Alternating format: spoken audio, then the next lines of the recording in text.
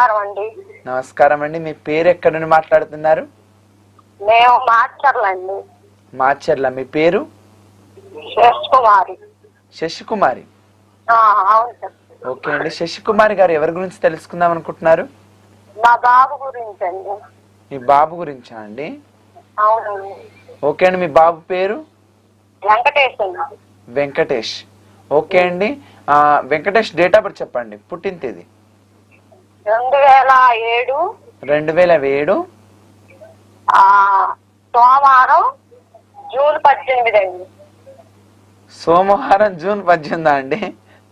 అవునండి. Okay. 2007 June 18 సోమవారం నాడు జన్మించారు. సోమవారం నాడు ఏ టైంకి జన్మించారండి? 1:30 నిమిషాలకు. రాత్రి పూట, తెల్లవారుజామున అండి లేకపోతే మధ్యాహ్నం పూటనా అండి? మధ్యాహ్నం పూటనండి. మధ్యాహ్నం పూట జన్మించారు. ఓకే అండి. ఎక్కడ జన్మించారు? మాచర్లోనేనా? మాచర్లోనే జన్మించారండి. ఓకే. గురుగారితో మాట్లాడండి. గురువుగారు చెప్పండి అమ్మా. గురువుగారు ధన్యవాదాలండి. అట్లాగేనమ్మా, చెప్పండి. మా బాబు గురించి తెలుసుకున్నాము. ఏమని తెలుసుకోవాలనుకుంటున్నారు? చదువుకుంటుంది గురువుగారు. ఏం చదువుకుంటున్నాడమ్మా? సెకండ్ ఇయర్ చదువుతుంది. Second year. ఇంటరా డిగ్రీయా? ఇంటర్. ఏంటి విశేషం? ఎట్ట చదువుతాడు ఏందండి చదువు గురించి? 2వ సంవత్సరం కదా? 2వ సంవత్సరం గురువుగారు. ఇప్పుడు మొదటి సంవత్సరం ఎట్లా చదివాడు? ఫస్ట్ ఏ సబ్జెక్టులు తీసుకున్నాడమ్మా? ఎంపీసీ. మొదటి సంవత్సరంలో పర్సంటేజ్ ఎంత వచ్చింది? ఏమ్మా? బాగానే వచ్చింది. 470కి 460 వచ్చింది. మరి ఇంకేమమ్మా, సెకండ్ ఇయర్ సరిగా చదవట్లేదా? కాదు, మెయిన్ సీట్ వచ్చిందా, బాగా చదువుతాడా, అది కొట్టగలరా లేదా అని. అవునంటావా? దాని గురించి మీరు చెప్పిన దాని ప్రకారంగా అబ్బాయి ప్రయత్నం చేస్తే వస్తుంది. అబ్బాయి ఇంకా ప్రయత్నం చేయడానికి మీరేం చేస్తారంటే, అఖండ గణపతి అని ఉంటాడు. అఖండ గణపతికి 17 బుధవారాలు షోడశ పూజలు చేయించండి అబ్బాయి పేరు మీద, నక్షత్రం మీద. ఏం గురువు గారు అర్థం కాదు. అఖండ గణపతి అని ఉంటాడు.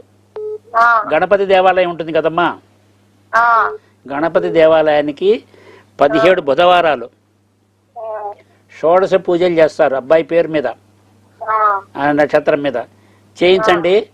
ఆ అబ్బాయి ఇంకా మార్కులు ఎక్కువ వస్తాయి. ఇప్పుడు 85% తోటి వస్తాడు. అప్పుడు మీరేం బాగా కంగారు పడక్కర్లేదు. చదువుతుగా గురువు గారు కొద్దిగా జాతక బలం ఎట్టుందని మిమ్మల్ని కనుక్కున్నాను. మా పాప గురించి కనుక్కున్నా గురువు గారు. నీట్ రాసింది బాగా. ఈ మధ్య చేస్తున్నా మీకు గెలవట్లేదు. అవునమ్మా, అట్లానా? నీటు బాగానే రాసింది. 606 వచ్చాయి గురువు గారి. Good good good. ఈ అబ్బాయి కూడా బాగానే వస్తాయమ్మా, మీరేం కంగారు పడకండి. ఈ అబ్బాయి కూడా బాగానే వస్తాయి. చదివించండి. ఆహారం మంచి ఆహారం పెట్టండి బలానికి. అక్కడ నారాయణ స్కూల్లో గురుగారు ఆ తింటలేదంట. టిఫిన్ కూడా మొన్న వచ్చిండు, బాగోలేడు.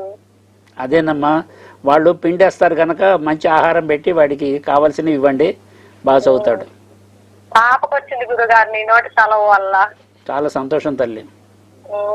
మాకు ఇంత ఇబ్బంది అని ఈ మధ్య జారిపడి కాలు దెబ్బతినిగా ఇదే ఏందా మాకు పరిస్థితి అని మిమ్మల్ని కనుక్కున్నామని. అవన్నీ పూర్వజన్మలో చేసుకున్న మన కర్మల కొద్దీ మనకి ఈ రోజున ప్రాబ్లమ్స్ వస్తాయమ్మా. అవన్నీ మీకు ఇబ్బంది కలగవు.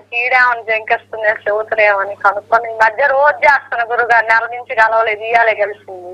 అవునమ్మా, మీరు పని చేయండి. 11 రోజులు 11 సార్లు మీరు స్నానం చేసిన వెంటనే దీపారాధన చేస్తారు కదా.